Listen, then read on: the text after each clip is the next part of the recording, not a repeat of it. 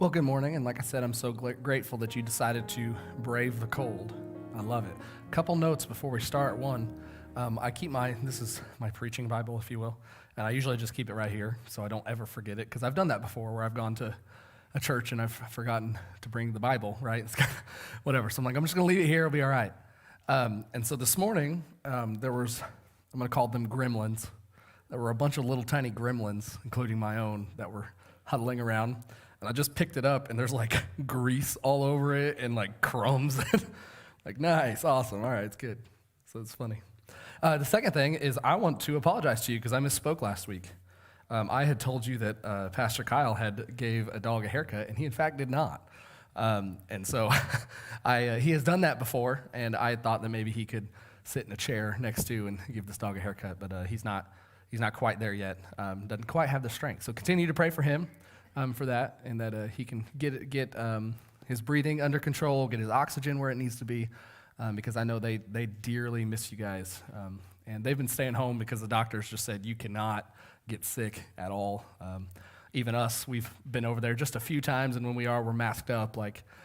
So just be praying for him. Continue to pray that he would get his strength back, and because you can only be at home for so long until you go insane. So, so be praying for him and Christine as well as they're going through it. So that's all the notes I have this morning. Not that those were important, but this is going to bug me about my Bible now. I'm going to have to wash it or whatever.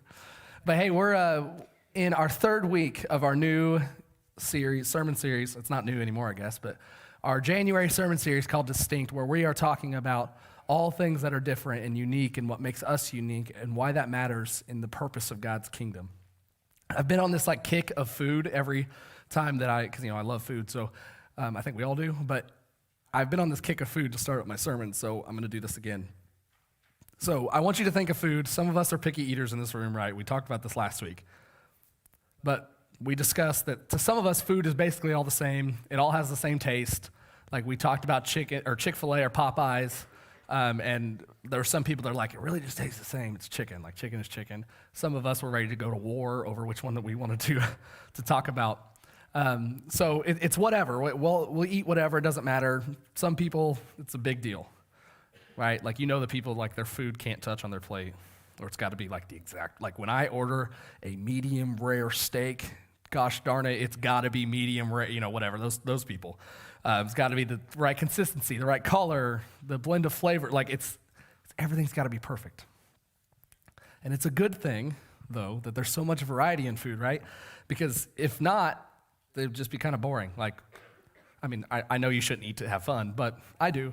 And so food would be boring, right, if we just ate the same thing over and over again. Some of us that have done meal prepping before, that's why we stopped meal prepping, because eating chicken, rice, and green beans every day or whatever, or carrots, chicken, rice, and carrots, I would eat, is just the worst thing on the planet. I can only do that for so long, and then it's just this bland, no matter how much salt or paprika or something I add to it, it doesn't matter. It's going to eventually be boring. So luckily, we all have variety of food that we can eat. But like I said, if we didn't have that variety of food, we'd be bored, yes, but we'd also be malnourished. All foods, they serve a distinct purpose. Some are comfort, yes, but if you eat right, your body can break those down into what you need to survive. We're talking vitamins, we're talking I just blanked everything, the right amount of sodium, the right amount of fat, the right amount of sugar, those sorts of things. We can break all those down, and that gives us a distinct purpose. Keep that in your head. Has anyone in this room ever been a part of a team? Now, I'm not talking just a sports team. If you work, you've been a part of a team, so raise your hand, unless some of you don't work, which is fine. But we've all been a part of a team. We know this is right. But do you remember what role you played on that team? So like I said, whether you've been a part of a sports team, debate team, leadership team, a cast in a play, or your team at work, this is true. Everyone in that role, or everyone on that team, serves a different role. Just like our food. Chicken has protein and greatness. I don't know what's in chicken, but it's good. Protein and that sort of thing. Green beans gives us our vegetables and so on and so forth. Clearly, I don't know what I'm talking about when it comes to food because I just eat whatever. But we all know that it has different purposes, just like on a team. But sometimes, if we're honest, we're not entirely thrilled about the roles that we're given. Right after I graduated from college the first time around, Katie still had one more year left of her college, and so we got married and moved to Johnson City, Tennessee, so she could finish up her last year of nursing school. And while we were there, Katie did not want to leave the church that she was attending, and I, fresh out of Bible college, was like, all right, well, I guess I'll call. So it was a church of like 2,000, and here I am, some punk kid, and I call them like, hey, you got a job? And they were like, no, we don't. And it's actually funny, later this last year, I had a conversation with the senior minister about this, and he was very joking about the whole thing. He was like, who was this kid? I didn't know this kid from Adam, and he calls me demanding a job. And he was like, well, I guess if somebody's that bold to call and demand a job, then sure, why not? So they gave me a job. But anyway, the first role they hired me in, I had to write it down because I didn't remember the exact title, but I was hired as the Media Communications Administrator at First Christian Church of Johnson City. And let me tell you what, that role was awful. They figured that because I had experience working in media, one of my majors in college was media ministry, and so they just thought, he could be a good secretary for that because, he understands it a little bit. And I hated that job. It was awful. I loved the church. I loved the team. I would go to war with any of them that I worked with there. They were all amazing people. I just was not good in that role. I was somebody's secretary. And for me, that's not how I envisioned God or how I envisioned my role in God's kingdom. But luckily, after 2 months, they finally realized that too. And the words they used was I needed a new seat on the bus. And so they rearranged some stuff around and asked me to be the associate student minister. And that was the time of my life. I immediately went from, it wasn't that I was dreading to go to work, but it was like, oh man, I've got to write that newsletter. It's like, oh, I hate that. Or, oh, I've got to balance the media checkbook. I don't want to do that. Or I got to send this email or schedule these meetings. I'm like, I don't want to do that. But when I became an associate student minister, it was like everything just got me excited. I was ready for it all. Let's go do it. We're talking all-nighters. I'm in it. I'm here for it. Random phone calls with teenagers at 2 a.m. I'm here for it. Whatever it was, I knew that's where I needed to be at that time in my life. But like I said, it was assumed that because I knew a little bit about media that I could be the admin for the whole department. And they were wrong. I just felt like I wasn't living up to the potential of gifts that God had for me. But I believed a lie. The lie we oftentimes believe is that the qualities, skills, and interests that make us distinct aren't the best or most important things. Instead of seeing the value of unique things we already contribute, we instead wish we could contribute something else. Instead of being content with our unique role of where God has called us at in that moment, we get jealous of the roles other people play. I wanted to be a youth minister so bad I couldn't stand it. And because of that, I overlooked a lot of the other things that God was trying to tell me in that moment, in that season. Sometimes I felt that my role wasn't as important as other people, and it was affecting my performance in the role that God had called me to then.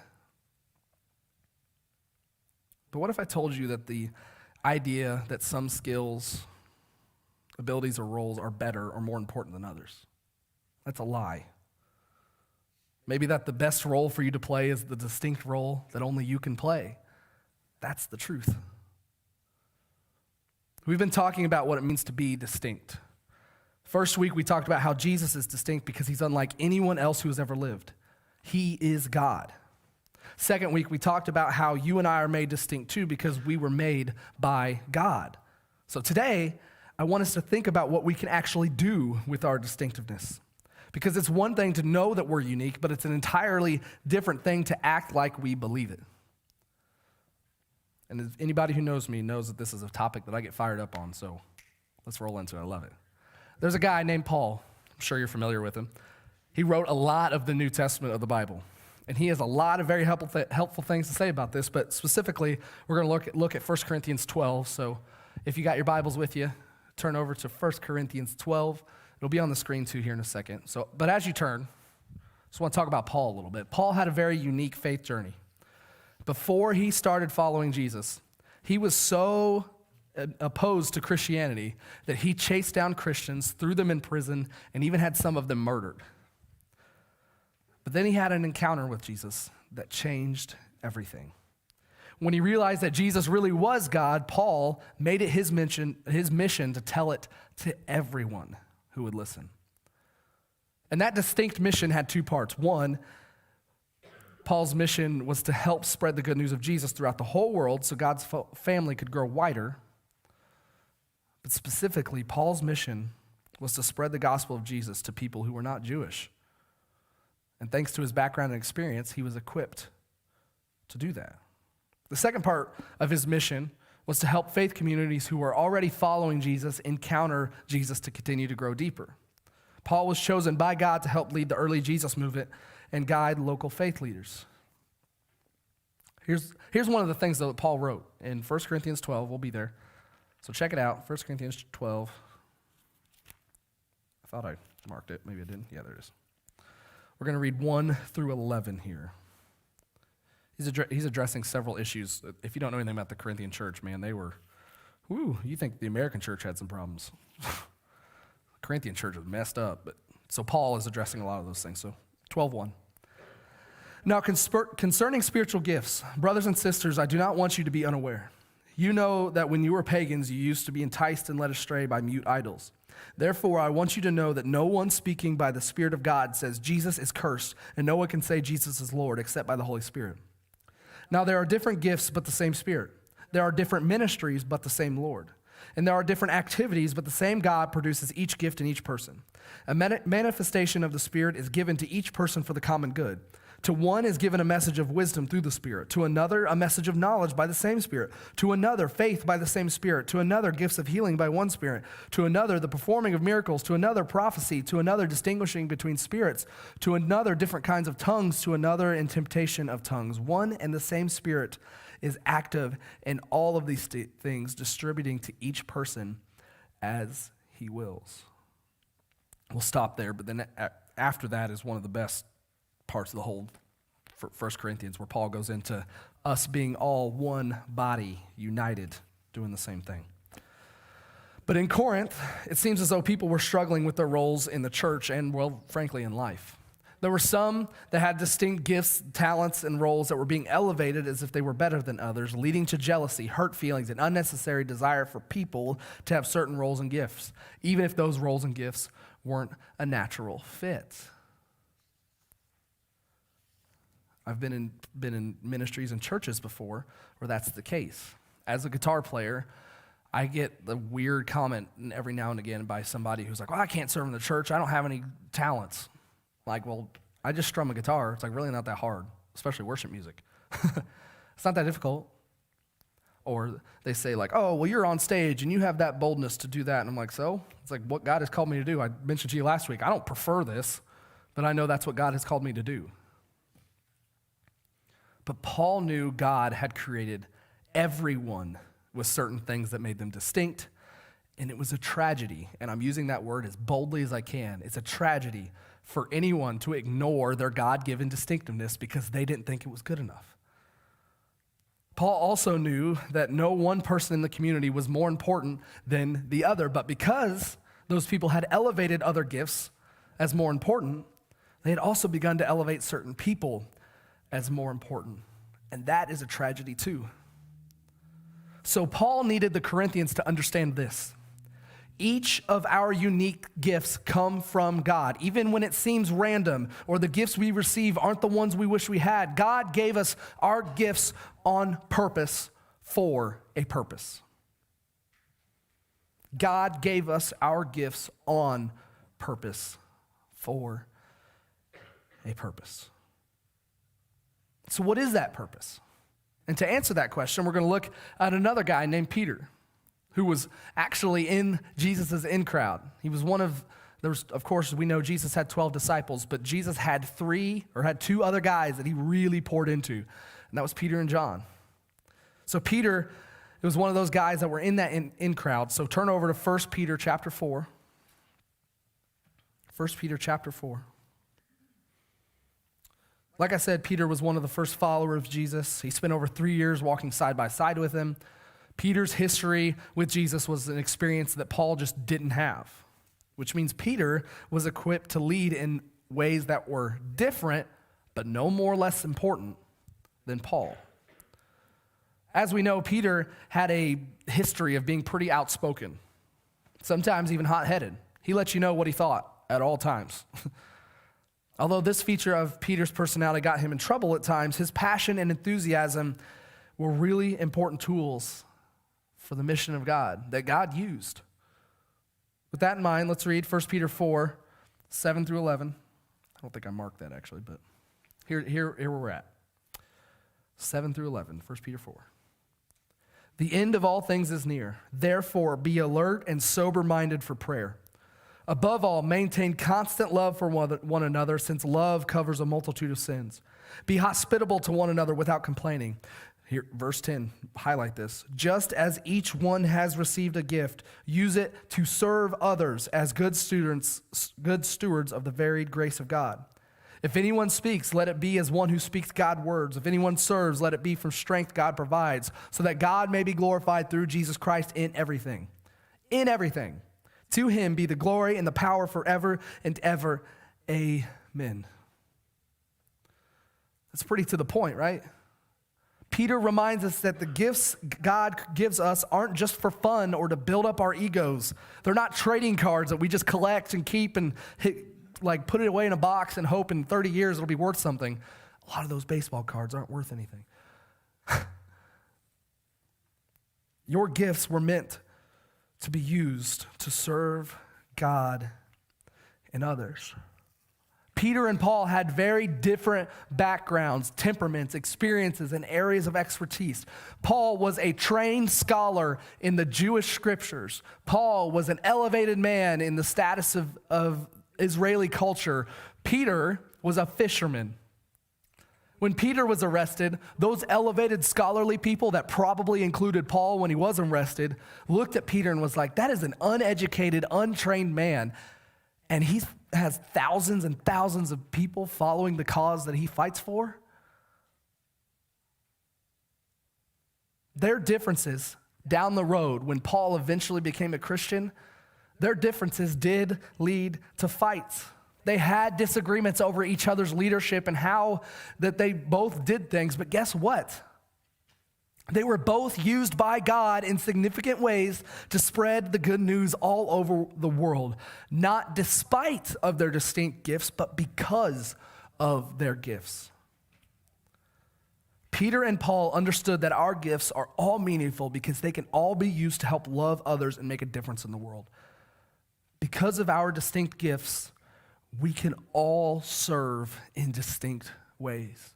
Just because you don't play guitar or you don't sing or you whatever, this doesn't matter. Or just because you have no clue how to talk in front of people, that doesn't matter. God has given you gifts. God has given you a purpose. And if you are not using those gifts for God, it is a tragedy. Yes, could you come here every week and sit here in these chairs and be comfortable in a heated room? Of course you can. If you've publicly confessed that Jesus is Lord, according to Scripture, you're good. But life's got to be more than just saying you're a member of the Vine Church in your obituary, right? Christ has not only lived, but he's also died, and not only that, but he's been resurrected for more than you to sit in a seat. God has given each and every one of us a gift for a distinct purpose, not on accident, but on purpose, for a purpose. I told you a few weeks ago about somebody who really broke my heart, very wealthy family in this community that we lived in. They were good people. They came to church every Sunday, but anytime anybody would ask them, not for help, not to give them money, but to serve in a way, to be generous, to be hospitable, to host gatherings at their home, they would just say no. And the other thing I talked about a couple weeks ago too, this does not have an age limit. This does not have an age limit. I don't care if you're 2, or if you're 102, it does not have an age limit. So the thing that you have in your head of, I'll let the young people do it, or the opposite, I'll let the old people do it, that is a lie from the pits of hell. Stop it, you're being lazy. Everyone, if you are alive on this earth, is still here for a purpose. God is not finished with you. He never will. I recall a story from a few years ago at camp.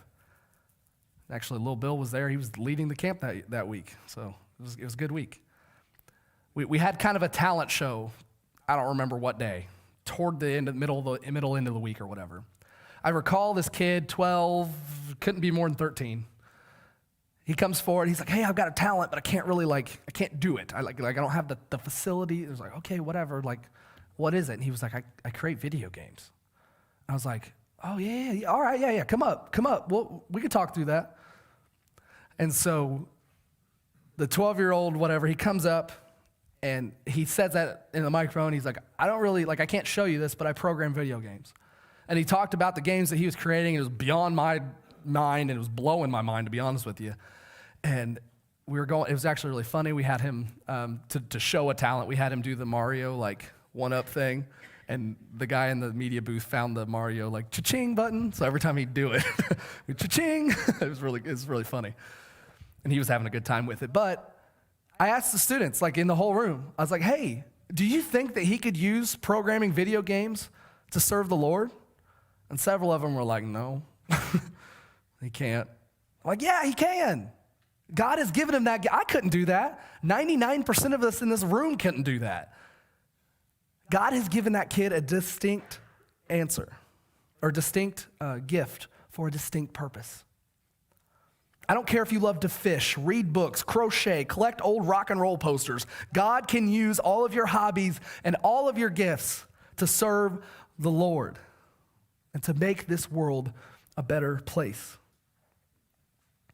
I also get frustrated, if I can be honest with you, with Sunday mornings. This is church is the easiest way to serve the kingdom on earth. Yet we still struggle to find people to just say hi in the morning. It doesn't matter if you are 2 or 102. There are ways that God can use you in both the local church and your community.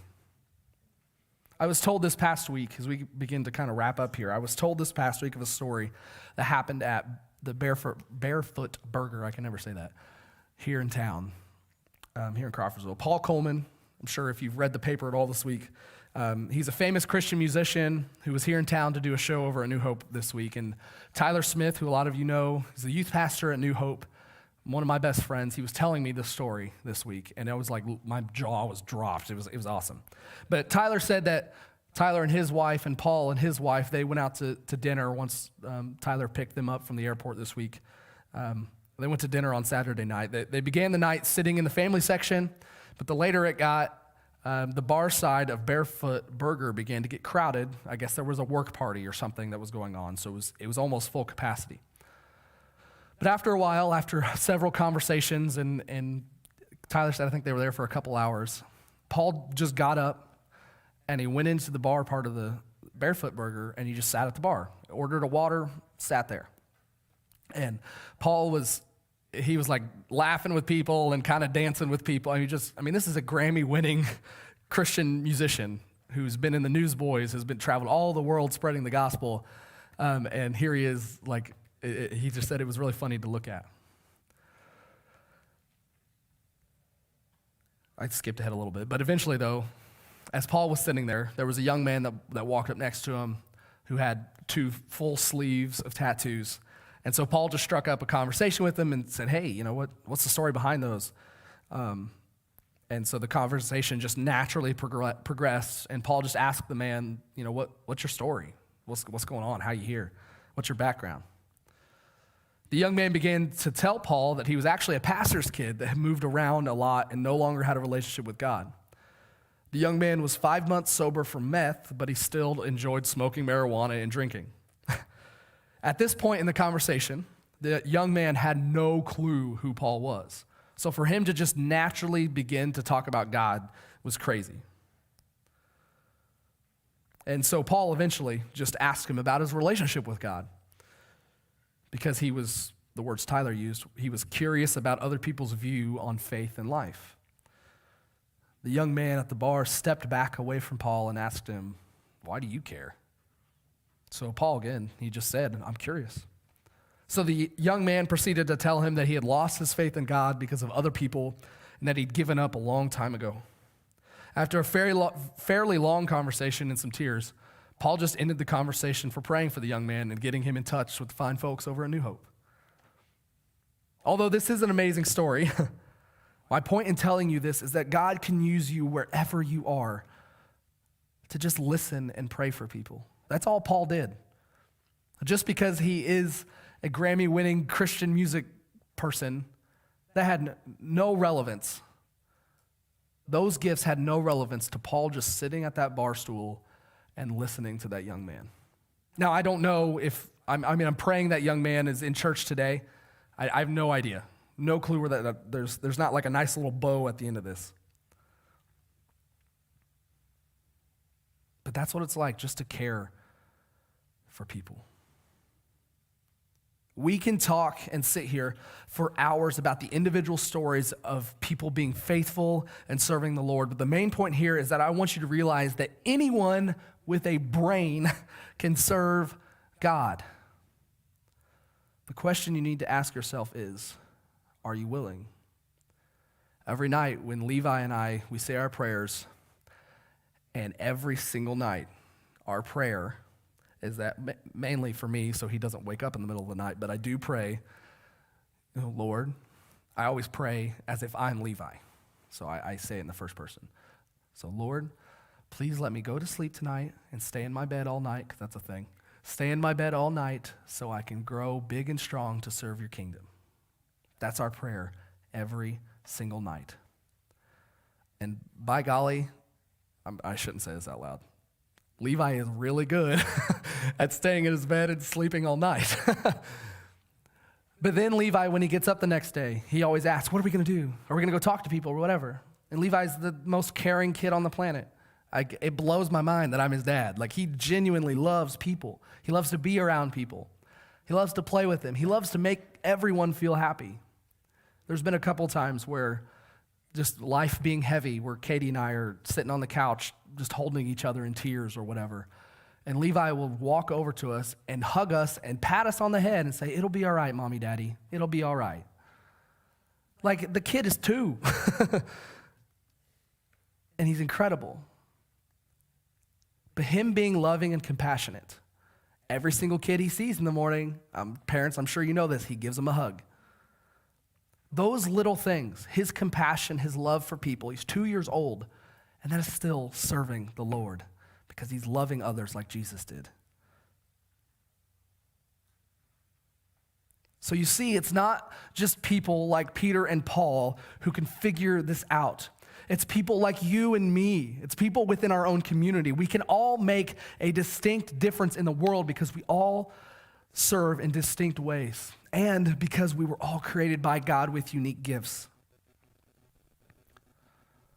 Maybe you're still sitting here wondering what that might look like in your own life. So I've got a map. I think, hopefully, fingers crossed, it's up here. Yeah? Okay, we didn't actually talk about it, but I did put it where she needed to see it, so it's good. Thank you, Trish. You're awesome. Adam and Trish, thank you. You're wonderful. So this awesome map to kind of see how you can serve others in distinct ways. So if you are a note taker, you don't have to make it all fancy like that, but arrows and stuff, But first, you need to feel it. You need to start by thinking about your passions. You have a lot of things that are unique about you, after all, so where should you start? Ask the question, what makes me excited and brings me tons of energy? It's usually a good place to start. Write it down. I don't care if it's programming video games, or I don't care if it's mowing grass, or the most mundane thing you could think. I really like crocheting. That gives me energy. Great. It doesn't matter. God's giving you that hobby. He can use it. And obviously, if you're not sure how to answer that question of what makes me excited and brings me tons of energy, ask God. I mean, after all, it's him who created you. It's him who knows your most inner soul. It's him who, like we talked last week, knitted you in your mother's womb. He knows everything about you. You may not hear an audible voice, but oftentimes God brings ideas to us. Ask someone who loves you. I know your friends and your family members would love to have a conversation with you about what they see as your gifts, your talents, and the way God can use you. Sometime this week, ask somebody. The second thing on our cute little map here, you need to own it. You have to believe distinct things can happen through your distinct relationship with Jesus and your distinct gifts he's given you. Write down, my bad, I skipped some. Oh yeah, own it. Okay, so what do you need to do right now? What do you need to own right now? Do you believe that you are valuable? Do you believe that your gifts are valuable to help other people, that God can use you? Or maybe that you just matter. Write it down. The third thing is try it. If you want to use your gifts to serve others, the solution is often easier than we think it is. Just try it. Just try something. This is going to shock a lot of you. For the longest time, I did not want to be in youth ministry. I couldn't stand teenagers, and this is the same thought that a lot of you have still, I'm sure. I can't stand teenagers. They're mouthy. They just get mad about everything. You can't make them happy, so on and so forth, right? Nope, not doing that. Ain't doing that. Well, then someone asked me, hey, you want to serve in our youth ministry and be our sixth grade boys small group leader? No, absolutely not. Are you kidding me? And I'm not lying to you. The first week we get into small group, I had 10 kids in that room. And they're just horsing around and carrying on, and I mean, just to be blunt with you, making fart noise. I mean, just sixth grade boys, right? Just full sixth grade boys. And I got so mad. I just hit the table. I said, look, you are wasting your time if you don't want to be here. And if you don't want to be here, I don't want to be here. So figure it out. And got up and I left. Yes, I was 18. I let 10 sixth grade boys alone in a room. That went over well. So I just left. I left the church. I went back to my apartment and I was like, I'm done. Nope, not doing that again, ever. Obviously, the youth minister calls me. He said, hey, I just want to ask you about what happened last week. Well, yeah, I know. I understand that I messed up and I got a little heated. He's like, okay, just give it another shot. I come back that next week. Not only did those 10 kids show up, but half of them brought more friends. I'm like, here we go. But you know what? They listened, I guess. I come into small group time. They all apologized to me. I obviously apologized to them. I was like, hey, I got a little heated there. I apologize, whatever. And I stayed with those sixth grade boys until I left Knoxville their 10th grade year. Several of them still reach out to me and ask. A couple of them have had kids now, which is weird, but a couple of them have kids. They're married. They have great lives. And it's the kids that are married and have great lives that I was like, yeah, you might not make it, kid. But they did. It was all just because I tried it. There's been other things that I've tried, like toddler ministry. Nope. I've tried that probably 5 times. Like, I can't. So bless you if that's where you're at. Just try it. What's the worst that can happen? You storm up and leave the church? I did, and I'm still here. Learn a new skill. Get involved, something. Sign up to volunteer somewhere. Just try it. And after you try the thing, you might realize it's not for you. Like I said, that's totally fine. Try something else. Did that volunteer role not work out for you? No problem. Try a new one. Did you find out that you're not actually good at music at all? Just find a new thing. Don't worry. If it's not working for you, move on to the next things. Did you trying that thing, did it cause you to have some passion? Did it cause you to find energy? If that's it, head that direction. The fourth thing here is you need to improve on it. When you've found something that seems like it's worth working, dig in deeper and get even better at it. Whether it's a cause that you believe in, a ministry or organization that you love, a group of people you care about, or a skill you want to master, do everything you can to grow in that area. Because that's what Jesus did. What did Jesus get accused of all the time?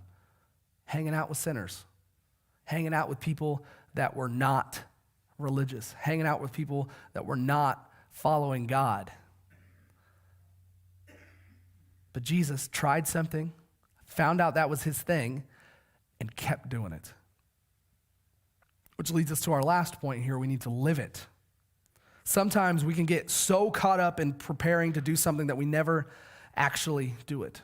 We hide behind our plans and visions for our lives, but never get around to living them out. Wives, this is like your husband who starts the DIY project, but actually never finishes it. And here we are 7 years later, and he still never touched it. Right? We got the demo done. But yeah, that's me. My basement is still completely gutted, but it's fine. We'll get there. We hide behind those things, but don't get stuck in that trap. Write something down specific that you want to do to serve others with your distinct gifts. Then do it. And don't ever let these ideas make it past, sorry, I said that wrong. Don't let these ideas never make it past the paper that you wrote it down on. Go do it. Share them with other people in this room. I don't care. Encourage each other. Brainstorm together. Helping each other makes these plans a reality. And just maybe you can find a way to serve someone else. When we respect one another's differences and learn from each person's unique gifts, we become the church we were meant to be. Remember, we were all made distinct by our Creator, which is why we can all serve in distinct ways. Church, I've said this every week since I've started preaching here. Every single week.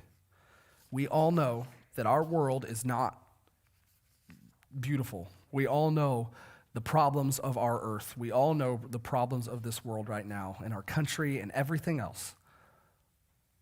As we used to say in football, don't talk about it, be about it. If you have issues, if you have problems, things that you can't fathom, go be with the people who think like that. That's what Jesus did. If you can't stand how one person thinks or what their opinion is, instead of alienate them, what did Jesus do? He went and was with them. He had a meal with them. He learned about their lives. So church, if you want this world to be a better place, I am begging you as a dad of 2 toddlers, or a toddler and whatever Jackson is, I am begging you, help me, help other people make this world a better place. God has created you with a unique purpose, on purpose, for a purpose. Let's pray.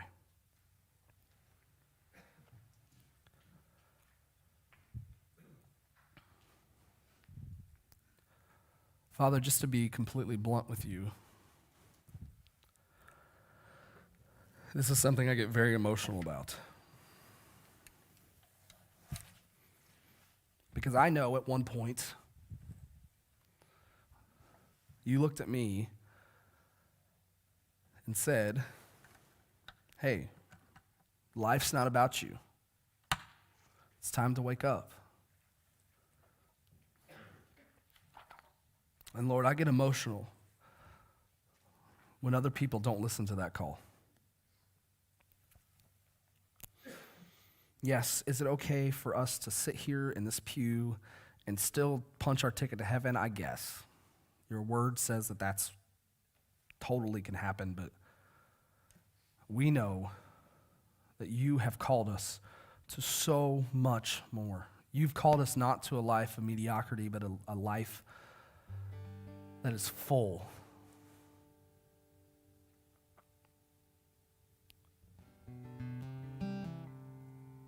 So Lord, I pray right now that we can seek you, we can serve you. We can make this world a better place, a place that you intended it to be. So as we sing this last song, Lord,